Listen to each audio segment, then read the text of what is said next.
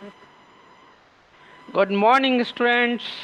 NCERT class 10th का जो अपन mathematics का सॉल्यूशन कर रहे हैं, आज से उसमें अपन चैप्टर नंबर 6 स्टार्ट करने जा रहे हैं। माय डियर स्टूडेंट्स, अपना जो है चैप्टर नंबर 5 पूरी तरीके से कंप्लीट कर चुके हैं अपन। ठीक है, आज अपन डिस्कस करेंगे chapter number 6। Dear student, chapter number 6 जो है वो है ट्राइंगल। ये आपके लिए नई चीज नहीं है, आप लोग क्लास 9th में ट्रायंगल वाला चैप्टर पढ़ के आए हो। नहीं पढ़ा है तो आप मेरा वीडियो देख सकते हो क्लास 9th की प्लेलिस्ट में जाके। क्लास 9th में अपन ने जो ट्रायंगल के बारे में सीखा, उसी नॉलेज को आगे बढ़ाते हुए, उसी चीज को आगे बढ़ाते हुए अपन कुछ और चीजें सीखेंगे आज। ओके, चलिए चैप्टर नंबर 6 को स्टार्ट करने से पहले कुछ चीजें जो क्लास 9th से अपन ने सीखी है उनको डिस्कस करें डियर स्टूडेंट्स। वहां अपन ने क्या क्या देखा था फ्रॉम 9th क्लास से, ध्यान से देखिएगा भैया। वहां अपन ने दो ट्रायंगल को कॉन्ग्रेंट करना सीखा, है ना। इसी तरीके से दो ट्रायंगल थे, कहीं ना कहीं अपन ने उनको कॉन्ग्रेंट प्रूफ करना सीखा, और वो डिफरेंट डिफरेंट रूल का यूज करते हुए सीखा था। कोई दो ट्रायंगल है, अभी भी जैसे मैंने आपको दिखाया, सपोज ये आपका ट्रायंगल ए बी सी है, और ये है ट्रायंगल आपका सी के बाद डी ई एफ ले लीजिए। ओके, या पी क्यू आर जो भी आपको लेना है। अपन ने इन दो ट्रायंगल को कॉन्ग्रेंट प्रूफ करना सीखा। कौन सी? क्लास 9th में। सीखा किनसे? कुछ रूल यूज करे। कौन कौन से रूल यूज करा था? पहला रूल तो ये इस्तेमाल करा था कि अगर इसकी ये side A B side D के बराबर हो जाए, A C A F D F के बराबर हो जाए, और बी सी ई एफ के बराबर हो जाए, कुल मिला के बोला जाए कि तीनों साइड जो है इक्वल हो जाए माय डियर स्टूडेंट्स, है ना। तो एक ये रूल था कि अगर तीनों साइड इक्वल होगी तो भी जो है वो आपका कॉन्ग्रेंट ट्रायंगल होंगे। मतलब अपन ने पढ़ा था side side side rule, triple side rule भी बोल सकते हो इसको। ठीक है, एक चीज अपन ने ये पढ़ी भैया कि ये साइड ये एंगल और ये साइड इक्वल हो जाए, तो इस रूल का नाम अपन ने क्या दिया था? Side angle side rule. इससे कॉन्ग्रेंट करना सीखा। एक ये पढ़ा भैया कि एंगल साइड एंगल हो जाए, है ना। एक पढ़ा था एंगल साइड एंगल रूल, है ना। क्लास 9 को रिवाइज करिए थोड़ा सा ट्राइंगल वाले चैप्टर को। ओके, फिर अपन ने एक रूल सीखा था कि भैया एंगल एंगल साइड रूल। अगर दो एंगल कंटिन्यूअस और तीसरी साइड इक्वल हो जाए तो ये रूल से भी कॉन्ग्रेंट प्रूफ हो जाता है। और एक अपन ने R H S right hand side rule पढ़ा था, है ना। तो ये सारे रूल से अपन ने कहीं ना कहीं ट्रायंगल को कॉन्ग्रेंट प्रूफ करना सीखा था, कॉन्ग्रेंट अपन ने किया था। माय डियर स्टूडेंट्स, यहाँ पर क्लास 10th में क्या अलग होगा वो तो आपको आगे पता चलता ही जाएगा जैसे जैसे अपन एक्सरसाइज में आगे बढ़ते जाएंगे। लेकिन जो क्लास 9th से अपने को याद होना चाहिए, जो पढ़ा हुआ या जो अपने को समझ में आना चाहिए, वो ये चीजें तो कम से कम पता होना चाहिए। और ये सारे रूल कहीं ना कहीं आपको थोड़े से मालूम जरूर होना चाहिए। यहाँ पर मैंने एक चीज देखी, आपने देखी होगी कि भैया कॉन्ग्रेंट के लिए जरूरी क्या है ना।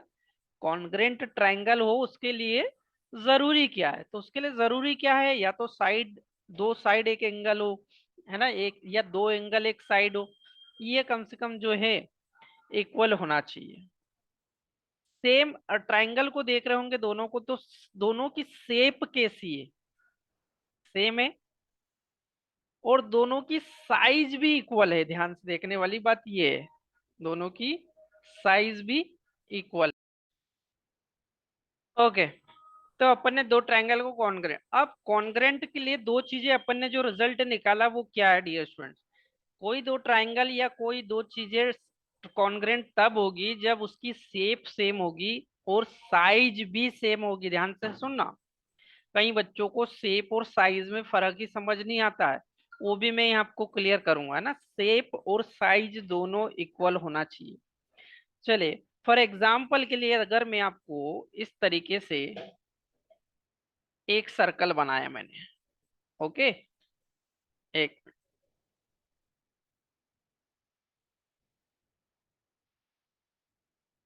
ध्यान से देखिए,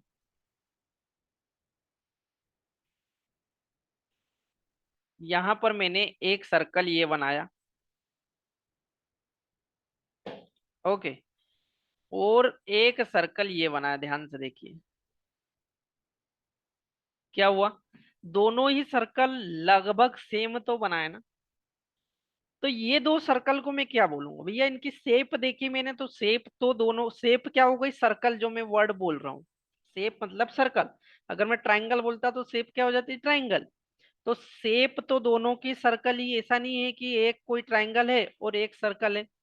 अब साइज की बात करूं, साइज मतलब इनका डायामीटर सेम होना चाहिए, इनकी रेडियस सेम होनी चाहिए, है ना। तो ये दोनों ही क्या हो गए डियर स्टूडेंट्स, शेप और साइज में बराबर है, इक्वल है ना, सेम है। इसलिए मैं इसको क्या बोलूंगा, दिस इज द कॉन्ग्रेंट, ये दोनों सर्कल कॉन्ग्रेंट। लेकिन अगर एक सर्कल में ऐसा बनाता हूं, चलो, अब क्या हो गया, ये सर्कल बड़ा हो गया, है ना। तो अब क्या होगा, इस थर्ड नंबर सर्कल, एक और सर्कल चलो बना दिया मैंने, ये इससे बड़ा वाला, ओके। अब माय डियर स्टूडेंट समझिए ध्यान से बात को, भैया ये पहला सर्कल जो है ना, ये फर्स्ट सर्कल और सेकेंड सर्कल तो कॉन्ग्रेंट है, दिख रहा है। कॉन्ग्रेंट क्यों बोल रहा हूं, क्योंकि इनकी शेप भी सेम है ना, और जो है साइज भी सेम दिख रही। लेकिन इन दो सर्कल की बात करूं, क्या ये कॉन्ग्रेंट है, नहीं। उसका रीजन ये कि इनकी शेप तो समान है, शेप तो सर्कल जैसी ही है, सर्कल ही है। लेकिन इनकी साइज चेक करने जाओगे तो इनके डायमीटर में फर्क आ जाएगा। तो जो नंबर 3 है वो 2 के कॉन्ग्रेंट नहीं होगा। फोर्थ नंबर देखिए, फिर फोर्थ क्या थर्ड के जैसा है, भैया शेप में तो है लेकिन साइज में नहीं है, शेप में तो है लेकिन साइज में नहीं है, ठीक है। तो दोनों ही शर्तें फॉलो करनी चाहिए, सेम शेप होना चाहिए और सेम साइज होनी चाहिए। इतना क्लियर हो गया माय डियर स्टूडेंट। अब एक वर्ड एक नया आता है, सिमिलर। सिमिलर और कॉन्ग्रेंट में फर्क भी समझ लीजिए। चलिए, सिमिलर के लिए दोनों शर्तें जो मैंने आपको बताई कि सेम शेप होना चाहिए और सेम साइज होना, ये जरूरी नहीं है, इसके लिए केवल एक ही शर्त होना चाहिए कि सेम शेप हो जाए, बस सेम शेप हो जाए। अब यदि मैं ये चारों सर्कल की बात करूं, है ना, कि क्या चारों सर्कल सिमिलर है, तो अपन बोलेंगे एस, चारों सर्कल सिमिलर है, क्योंकि उनकी शेप जो है सर्कल जैसी दिख रही है, एक वृत्त आकार में दिख रही है, ठीक है। इसलिए चारों सर्कल को अपन क्या बोलेंगे, सिमिलर बोलेंगे। सिमिलर और कॉन्ग्रेंट में फर्क समझ में आ गया। एक अदर एग्जांपल ले लेते हैं। सपोज मैंने एक स्क्वायर लिया इस तरीके से, ये दिख रहा होगा आपको, है ना, ये स्क्वायर है जिसकी जो साइज है वो कितनी है, कुछ भी ले लीजिए, 3-4 सेंटीमीटर, है ना। एक और स्क्वायर बनाया, चलिए लगभग सेम बना दिया मैंने ये, है ना। चलिए एक और स्क्वायर में बनाऊं, ये थोड़ा बड़ा बना दिया मैंने। एक और स्क्वायर बना देता हूं मैं, भैया ये मैंने इससे और बड़ा बना दिया, आपको दिख रहा होगा क्लियर, है ना। अब ये चारों में भी सेम एग्जांपल मैं आपको दे रहा हूँ कि भैया क्या ये सिमिलर और कॉन्ग्रेंट कौन कौन से, तो पहला और दूसरा तो कॉन्ग्रेंट आपको नजर आ रहा होगा। सपोज इसकी साइज 4 सेंटीमीटर है और इसकी भी साइज 4 सेंटीमीटर है ना। वैसे तो शकल से दिख रही है, लेकिन मैंने लिख भी दिया कि भैया 4 सेंटीमीटर ही इसकी एक साइड की लंबाई है। लेकिन इसकी लंबाई कितनी है, 5 सेंटीमीटर, ये तो ज्यादा हो गई ना, साइज तो चेंज हो गई ना। और इसकी और 7 सेंटीमीटर कर दो 5 से, है ना। तो क्या हुआ, यहां पर अगर देखोगे, जैसे ये आपकी साइड जो साइड की लंबाई है ए बी, ये ए बी सपोज 4 सेंटीमीटर है, तो दूसरे वाली की ईएफ के बराबर ही है ना। इनमें एक सिमिलरिटी ये होती है कि अगर ये आपका ए बी सी डी हो जाए, ए बी सी डी, ठीक है, और दूसरा आपका ये सपोज मान लीजिए ई एफ जी एच हो जाए, ठीक है। तो इनमें जो रेशियो ऑफ साइड होता है, जैसे ए बी का रेशियो ई एफ, ये क्या हो जाएगा, यहाँ 4/5 हो जाएगा भैया, वो 4 है और ये 5 है। वैसे ही अगर बी सी, है ना, अपन में एफ जी देखोगे तो ये भी तो सेम रहेगा। तो यहां से रिजल्ट क्या निकल के आया कि अगर कोई ट्रायंगल या कोई शेप सेम ना हो, सॉरी शेप सेम हो, साइज समान ना हो, साइज समान ना हो लेकिन उनके जो साइड है उनका अनुपात जो है समान है, A B upon A F 4/5, तो बी सी अपन एफ जी 4/5, ये पॉसिबिलिटी है। ठीक है डियर स्टूडेंट्स, तो इतना जो कंसेप्ट मैंने आपको क्लियर करा, इतना आपको समझ में होना चाहिए। ये जो अपन ने सीखा, इसके बेस अपन इस चैप्टर की एक्सरसाइज 6.1 अपन आसानी से कर सकते हैं। इसको नोट डाउन करना है, स्क्रीनशॉट लेना ले लीजिए, उसके बाद अपन इसके क्वेश्चन देखते हैं।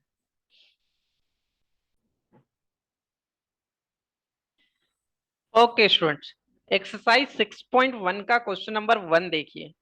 जो कॉन्सेप्ट अपन ने देखा उसी के बेस ये क्वेश्चन सॉल्व हो जाएगा। क्वेश्चन नंबर 1 है, fill in the blank using the correct word given in the brackets, है ना, फिल इन द ब्लैंक से है। पहला क्वेश्चन जैसे ये है, all circle are dash dash dash, bracket में लिखा है कॉन्ग्रेंट सिमिलर, है ना, कॉन्ग्रेंट होंगे या सिमिलर। माय डियर स्टूडेंट, लिखा क्या है, ऑल सर्कल। यदि ऑल सर्कल की बात करूं तो जैसे मैंने आपको बताया अभी कि सर्कल की यदि बात करें तो सर्कल तो कुछ भी हो सकते हैं भैया, छोटा सर्कल भी हो सकता है इस तरीके से, और जो है कि बड़ा सर्कल भी हो सकता है इस तरीके से, इससे बड़ा भी हो सकता है, इससे छोटा भी हो सकता है। तो ऑल सर्कल सिमिलर तो, सॉरी, सिमिलर तो है, शेप तो सेम है ना, शेप तो सेम है, लेकिन क्या साइज सेम है। और कॉन्ग्रेंट के लिए क्या शर्त है कि भैया शेप और साइज दोनों सेम होना चाहिए। तो यहाँ पर आंसर क्या हो जाएगा डियर स्टूडेंट्स कि भैया शेप सेम है, इसलिए ये क्या होंगे, सिमिलर। तो इसका आंसर क्या हो जाएगा आपका, similar. Fill in the blanks में सिमिलर फिल कर दोगे। क्लियर है। सेकंड क्वेश्चन पूछा, ऑल स्क्वायर आर सिमिलर, क्या सारे स्क्वायर, स्क्वायर का भी सेम कंसेप्ट, अभी मैंने आपको एग्जांपल दिया था भैया, स्क्वायर छोटा भी बनेगा बड़ा भी बनेगा। तो कॉन्ग्रेंट कब होंगे, जब वो जो है साइज में भी बराबर होंगे, साइज में भी बराबर हो। सिंपल सी बात है कि इस तरीके के, है ना, ये हो सकता है, और एक सपोज ये हो सकता है, तो ये तो दोनों सपोज मैंने बराबर बना दिए, चलो ओके। लेकिन एक ऐसा भी तो हो सकता है बड़ा, तो सारे स्क्वायर जो है वो क्या हो सकते हैं, सिमिलर हो सकते हैं, लेकिन कॉन्ग्रेंट नहीं हो सकते हैं, है ना। तो इसका आंसर क्या हो जाएगा आपका, सिमिलर। इसका आंसर भी आपको क्या हो जाएगा, similar. Now all triangle are similar, है ना, all triangle are similar dash dash dash, ध्यान से सुनना, ट्राइंगल आर सिमिलर तो है, तो सारे सिमिलर ट्राइंगल क्या आइसोसलेस होंगे या इक्विलेटरल होंगे। अब ये दो वर्ड को समझना जरूरी है, आइसोसलेस और इक्विलेटरल क्या होते हैं। डियर स्टूडेंट्स, इक्विलेटर मतलब ट्राइंगल, क्या सारे सिमिलर ट्राइंगल की बात कर, सिमिलर ट्राइंगल मतलब कैसे होंगे, इस तरीके से। देखो, थर्ड वाला का थोड़ा सा एक्सप्लेनेशन यहाँ देखिए आप, भैया एक ट्राइंगल ये बना है, एक ट्राइंगल इससे बड़ी साइज में ये बना है ना। एक ट्राइंगल सेम साइज का भी ये बना। अब ध्यान से समझने वाली बात है कि भैया इक्विलेटर कौन होंगे, है ना, एंगल चेंज हो या साइज ऑफ साइड चेंज हो, है ना। अगर ये दोनों चेंज हो तो वो कॉन्ग्रेंट तो होगा नहीं, पहली बात। सिमिलर ही है, सिमिलर मतलब ऐसे ट्राइंगल, पहले ही क्वेश्चन में बोल दिया यार सिमिलर। अब वो सिमिलर ट्राइंगल आइसोसलेस है कि इक्विलेटरल है? इक्विलेटरल मतलब उसका एंगल और उसकी साइड भी इक्वल होना, ठीक है। तो इन दिस केस में ये आइसोसलेस का मतलब समझिए, आइसोसलेस ट्राइंगल का मतलब कोई दो ऐसे ट्राइंगल जिनकी तीनों भुजाएं इक्वल हो, जिनकी तीनों साइड इक्वल हो और तीनों एंगल इक्वल हो। मतलब आइसोसलेस ट्राइंगल क्या कहलाएंगे डियर स्टूडेंट, कि भैया ये इसके सिमिलर दूसरा ट्राइंगल, ये और ये सेम एंगल भी 60 60 और 60 हो, तो ये आइसोस्लेस होता है ना, आइसोस्लेस होता है। तो ऐसे जो ट्राइंगल होंगे डियर स्टूडेंट्स वो तो आपके कॉन्ग्रेंट हो गए फिर। ध्यान से समझने वाली बात ये कि ये तो आपके कॉन्ग्रेंट हो गए, है ना। तो ऐसे नहीं बोला क्योंकि उसने तो बोला आर सिमिलर। अब सिमिलर ट्रायंगल में तो ये कैटेगरी आती है कि साइज बड़ा भी और छोटा भी हो सकता है। तो साइज, जब ये साइज बड़ा छोटा हो सकता है तो ये कॉन्ग्रेंट नहीं है, तो कौन से होंगे फिर? इक्विलेटरल। तो आंसर क्या हो जाएगा आपका इसका? Equilateral. Clear. Part number fourth देखिए क्या लिखा है भैया। Two polygon of the same number of sides are similar, their corresponding angle are and their corresponding side are equal. आर दो ऑप्शन है, या तो इक्वल या प्रोपोर्शनल। ध्यान से समझना। पहला केस देख लीजिए यहाँ पर, क्वेश्चन नंबर फोर्थ का केस नंबर फर्स्ट, है ना। यदि फिगर सिमिलर हो, क्या their corresponding angle are same हो, क्या लिखा? Polygon same number of sides, ठीक है।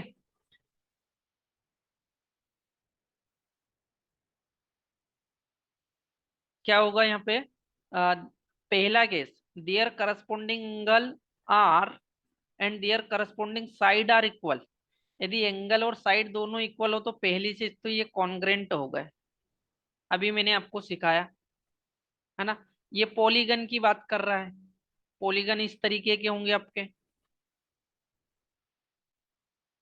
ठीक है। तो मैंने अभी बताया कि भैया पॉलीगन दोनों इक्वल होंगे, है ना, और प्रोपोर्शनल होंगे। प्रोपोर्शनल अभी मैंने आपको साइड जो है प्रोपोर्शनल बताई थी, A B upon E F equal to 4/5 करके जो बताया था लास्ट में जो समझाया था, ठीक है। तो यहां से आपका जो आंसर हो जाएगा वो क्या हो जाएगा? Equal and proportional, equal and proportional. Clear. तो my dear students, question number one जो था आपका वो ट्रू फॉल्स वाला क्वेश्चन था, वो ये है। इसके आंसर नोट डाउन करना है तो नोट कर लीजिए, स्क्रीनशॉट ले लीजिए, उसके बाद अपन नेक्स्ट क्वेश्चन देखते हैं इसका।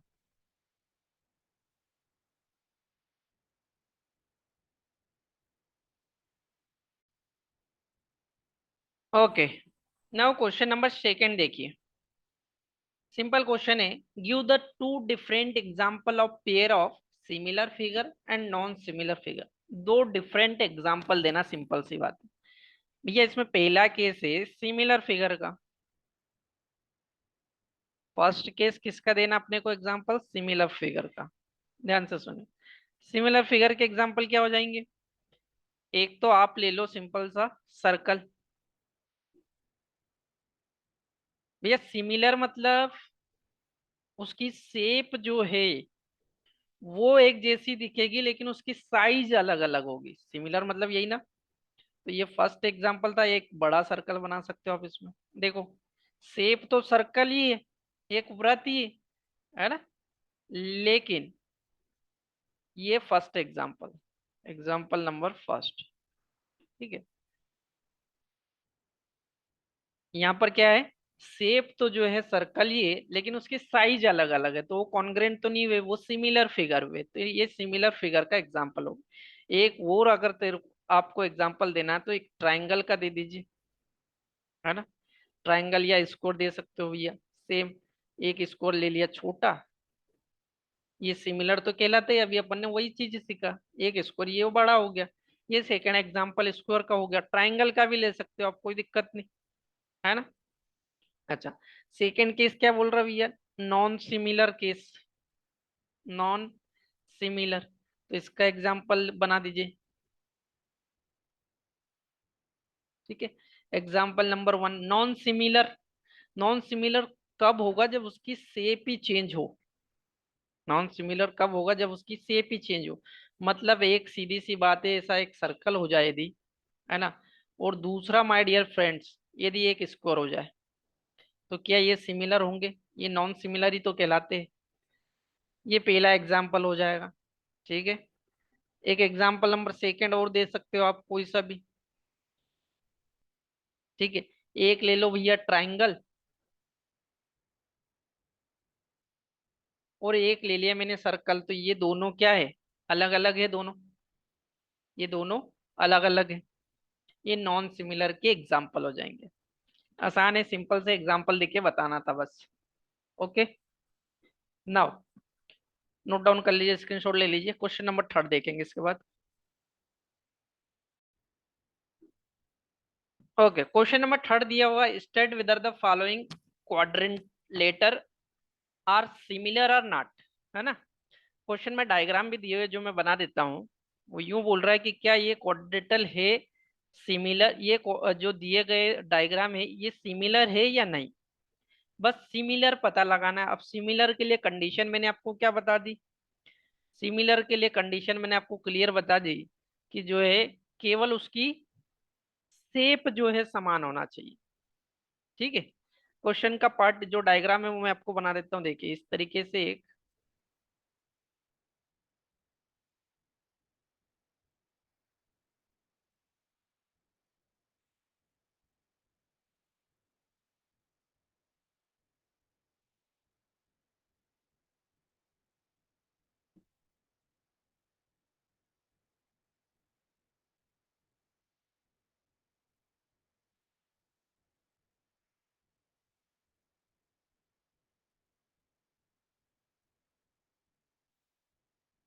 एक तो इस तरीके से पैरेललोग्राम है आपके पास, और सेकेंड जो डायग्राम है वो इस तरीके से एक स्क्वायर है। Okay, this is a part of question. ये स्टूडेंट्स, अब ये जो साइड दी है 1.5 सेंटीमीटर दी है, ये भी सेम होगी 1.5 सेंटीमीटर, सेम 1.5 सेंटीमीटर, अगेन ये भी 1.5 सेंटीमीटर। ओके, और ये जो साइड दी हुई है इसकी 3 सेंटीमीटर, तो ये भी 3 सेंटीमीटर, है ना? ये भी 3 सेंटीमीटर, और ये भी 3 सेंटीमीटर। नाम इसका है आपका ABCD,